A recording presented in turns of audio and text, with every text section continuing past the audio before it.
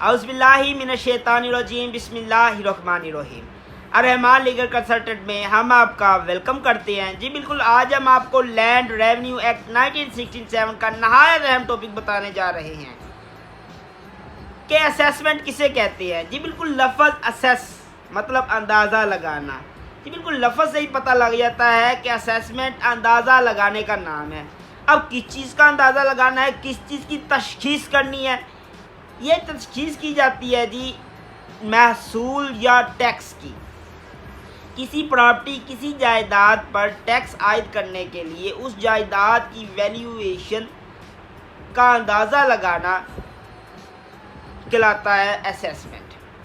अब इसकी डेफिनेशन किस तरीके से की जा सकती है। जी बिल्कुल, इसकी डेफिनेशन इस तरीके से की जा सकती है। Assessment is the assess about the valuation of property for living tax.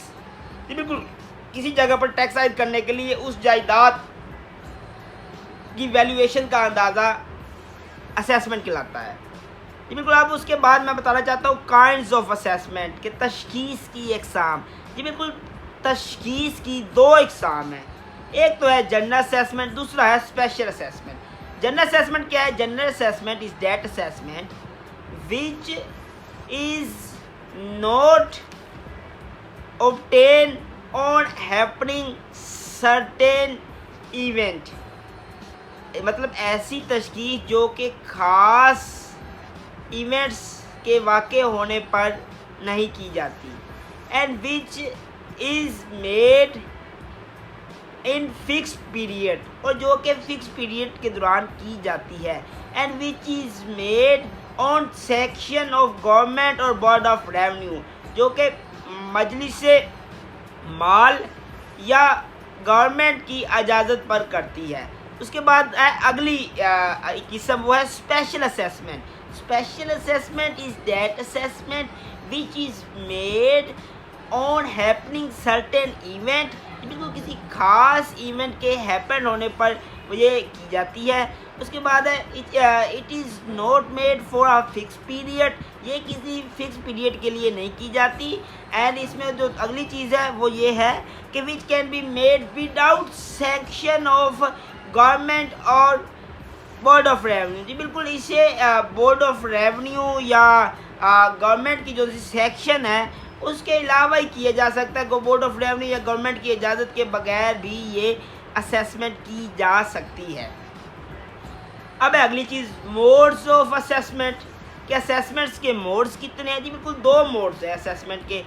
एक तो है फाइनल असेसमेंट जिसे हम कतई तशख़ीस कहते हैं। दूसरा जो सा है वो ये है कि फ्लक्चुएटिंग असेसमेंट या जिसे हम मुतगय्यर तशख़ीस कहते हैं।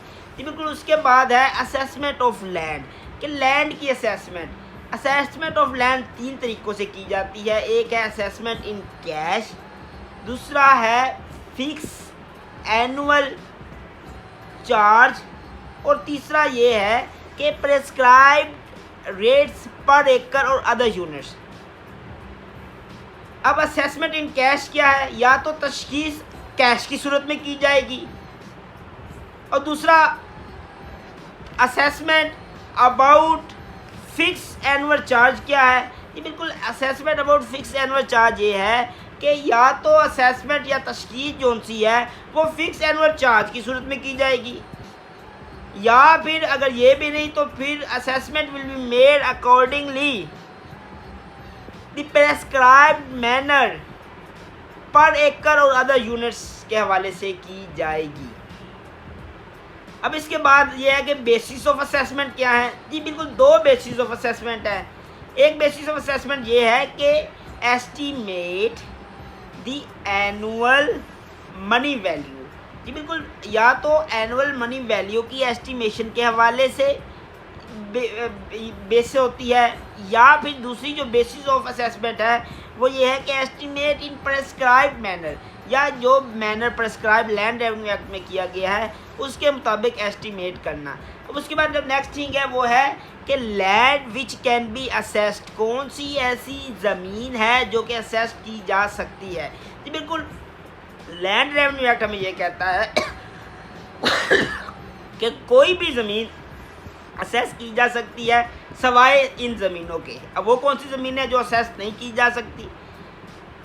वो है लैंड अंडर स्पेशल कॉन्ट्रैक्ट, कि कोई ज़मीन जो स्पेशल कॉन्ट्रैक्ट के अंडर है उसे मतलब असेस नहीं किया जा सकता। उसके बाद जो नेक्स्ट थिंग है वो है लैंड अंडर बाय लॉ। जी बिल्कुल, कोई भी ज़मीन जो कि है जिससे एक्सेप्शन बाय लॉ है वो भी उसे कहते हैं, उसकी भी असेसमेंट नहीं की जा सकती। जी बिल्कुल, उसके बाद है land under the cantonment limits.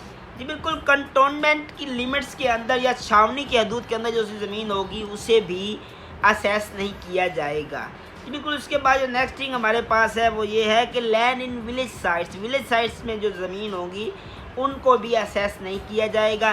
जी बिल्कुल, इसके बाद जो नेक्स्ट थिंग हमारे पास है जिसे एक्सेप्ट नहीं किया जाएगा, जो एक्सेप्शंस में आती हैं, वो है पेएबल टैक्स। कोई भी ज़मीन जो पेएबल टैक्स के हवाले से होगी उसे भी नहीं किया जाएगा। उसके बाद नेक्स्ट थिंग हमारे पास है वो ये है कि लैंड विच इज़ वेस्ट और बारन। बिल्कुल, वेस्ट या बैरन जो सी ज़मीन होती हैं उन्हें भी असेस नहीं किया जा सकता। इसमें दो चीज़ें बड़ी अहम हैं। एक तो है before date of notification. Date of notification से मुराद क्या है कि एक बंजर ज़मीन थी, वो डेट ऑफ नोटिफिकेशन जितने नोटिफिकेशन इशू हुआ है उसकी उस डेट से 6 साल कबल तक बंजर ज़मीन है, उस पर असेसमेंट नहीं की जाएगी। और उसके बाद जो अगली चीज़ है वो है 6 year from date of notification, कि जिस दिन नोटिफिकेशन इशू किया गया है उस तरीक़ उसे कल्टीवेटेड किया गया और उस कल्टीवेशन के 6 साल तक, मतलब डेट ऑफ नोटिफिकेशन के बाद उसे कल्टीवेशन किया गया, उस कल्टीवेशन से 6 साल तक जो सा इसे असेस नहीं किया जाएगा। बहुत शुक्रिया, अल्लाह हाफिज़, टेक केयर।